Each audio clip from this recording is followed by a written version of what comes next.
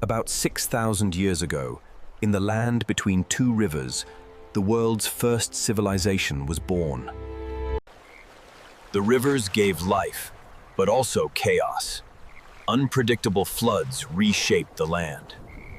Before Sumer, the Ubaid people laid foundations, temples, irrigation, pottery. Uruk, birthplace of monumental temples and the first stirrings of writing. Then came the Sumerians, their origins still a mystery, by sea, by land, from places unknown. Their myths spoke of Dilmun, a paradise across the sea. With canals, they tamed the floods, and civilization took root. Dozens of city-states flourished: Ur, Uruk, Kish, Lagash. Their temples grew skyward, ziggurats, stairways to the gods.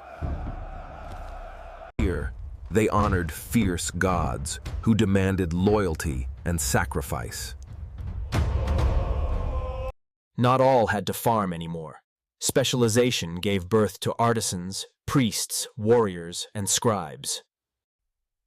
At the head stood the Ensi, the high priest, chief administrator, guardian of the temple lands. Decisions were not absolute. The Council of Elders checked the power of rulers.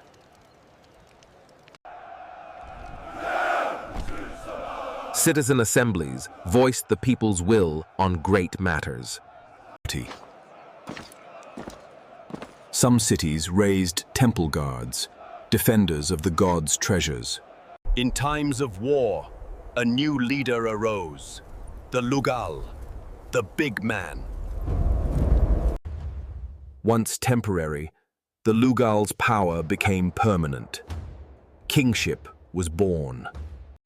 Power now passed through dynasties. Kings ruled not by election, but by blood. The king list remembered rulers, some reigning for tens of thousands of years, part myth, part history. Farming sustained the cities. Plows and irrigation transformed the land. From tokens to pictograms, then symbols, the first writing was born. Markets thrived, records kept in clay, trade grew with writing. Art and music flourished, songs of gods, hymns of devotion.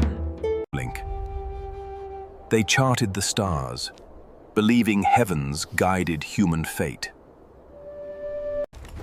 In the heart of Mesopotamia, the Sumerians laid the very foundations of civilization itself.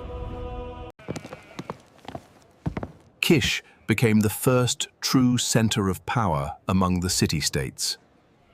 The king list tells of rulers reigning for tens of thousands of years, clearly myth, yet tied to real history. City fought city, alliances rose and fell, but no unity endured. Eannatum of Lagash carved his victories in stone, commanding the first recorded empire.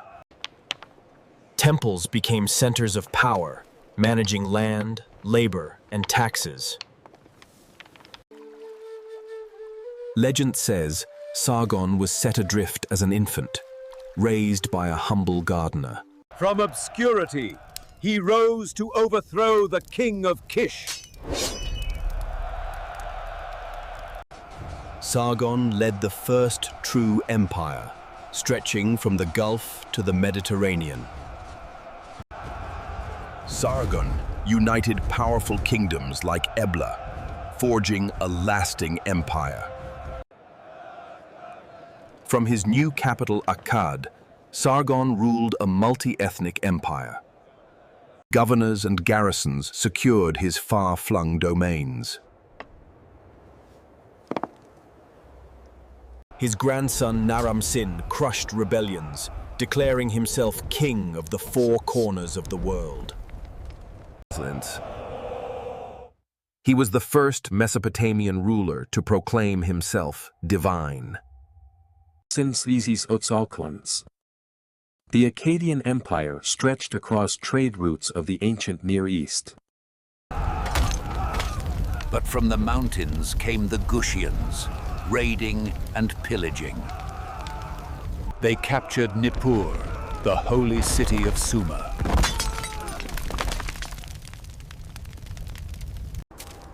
The Gutians ruled poorly. The land fell into ruin. Fields turned barren.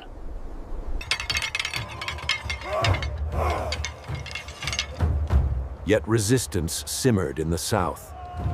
Utu-Hengal of Uruk rose, and with him, freedom was restored to the lands of Sumer. Ur-Nammu founded a new dynasty, restoring Sumer.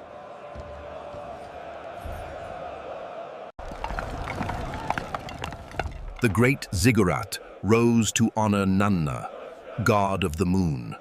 Ur's centralized bureaucracy managed labor, land, and taxes with precision. Each province contributed for 1 month, a rotating system called Bala. Ur III revived Sumerian tradition. Language, law, and culture flourished once more. But problems grew. Salinized fields, corruption, and unrest threatened the state. The burdens grew heavier, and a simmering discontent took root in the hearts of the people. From the west, Amorite tribes pushed deeper into Mesopotamia. From the east, the great host of Elam descended. Their march shook the earth, heralding a time of profound change. The last king, Ibisin, struggled as enemies closed in. In 2004 BC, Ur fell, the heart of Sumer shattered. Texts speak of gods abandoning Ur, leaving the city to ruin.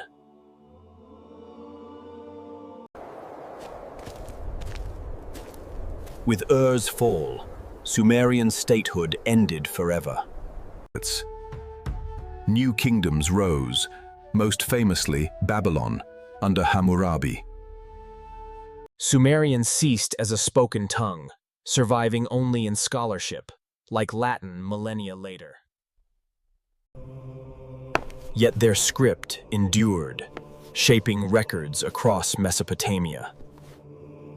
They created early law codes, centuries before Hammurabi.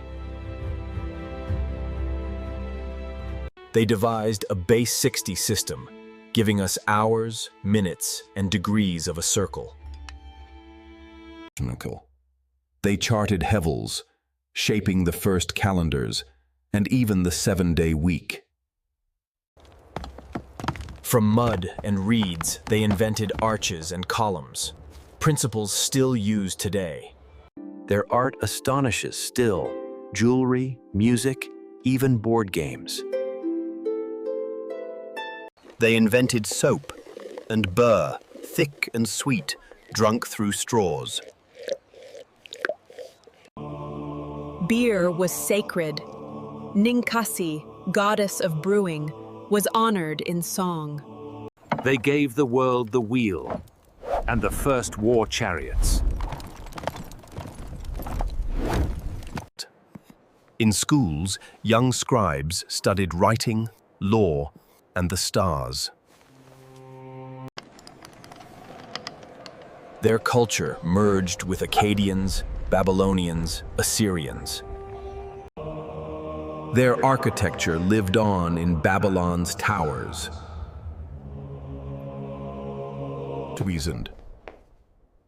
From Sumerian laws flowed those of Hammurabi and beyond.